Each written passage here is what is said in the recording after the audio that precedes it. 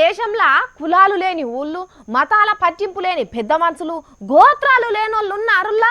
ఆహా, ఉన్నారా అని అడుగుతున్నా. ఎందుకంటే మనది అన్ని కులాల, మతాల, జాతులను కలుపుకపోయే గొప్ప దేశం కదా, అందుకే అడుగుతున్నా. ఎక్కడన్నా కనిపించరా మీకు?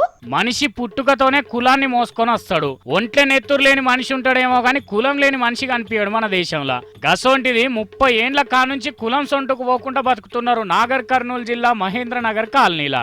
అంటే వీళ్ళెవరో కులాన్ని మాఫీ చేయాలని రాసుకుంటలేరా అనుకోకుండ్రి. వీళ్లకు కులం ఉన్నది, మేము బుడుబుక్కల వాళ్ళమని ఎవరిని అడిగినా చెప్తారు. కులానికి తగ్గట్టుగానే ఇంట్లో కొందరు బొంతలు కుట్టుకొని బతుకుతే ఇంకొందరు బుర్ర కథలు చెప్పుకుంటా ఊళ్ళ పొండి తిరిగి పొట్ట పోసుకుంటారు.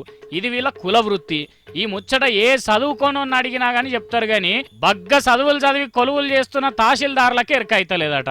చిన్న చిన్న పిల్లల నుంచి చదివించాను. క్యాస్టింగ్ లేదు సార్, అది ఇది అది బుడుబుడు కాదు అని మా పిల్లలు అంటే అట్లా కాదయ్యా, క్యాస్టింగ్ తీసుకురా వెల్కమ్ అంటుండ్రంట వాళ్ళు. మాకే అర్థం కాదు సార్. ఇప్పుడు స్కూల్లో పోతుంటే క్యాస్టింగ్ కమ్ లేదు, ఇది లేదు అని చాలా ఇబ్బంది పెడుతున్నారు. ఒక చెట్టును గుర్తించరు, ఒక జంతువును గుర్తించరు, ఒక పక్షులను గుర్తించరు. మమ్మల్ని కూడా ఒక క్యాస్టింగ్ కమ్ వీళ్ళు ఉన్నారు కదా, పక్షుల కంటే జంతువుల కంటే హీనంగా అయిపోతున్నాం సార్. ఇన్నరా వాళ్ళకి చదువు చెప్పిన వాళ్ళకు దండేసి దండం పెట్టాలి. రాష్ట్రంలో ఏ కులాలు ఉన్నాయి, వాళ్ళు ఏం పనులు చేసుకొని బతుకుతారన్న ముచ్చట తెలవకుండా వీళ్ళు ఆఫీసర్లు ఎట్లయినట్టు.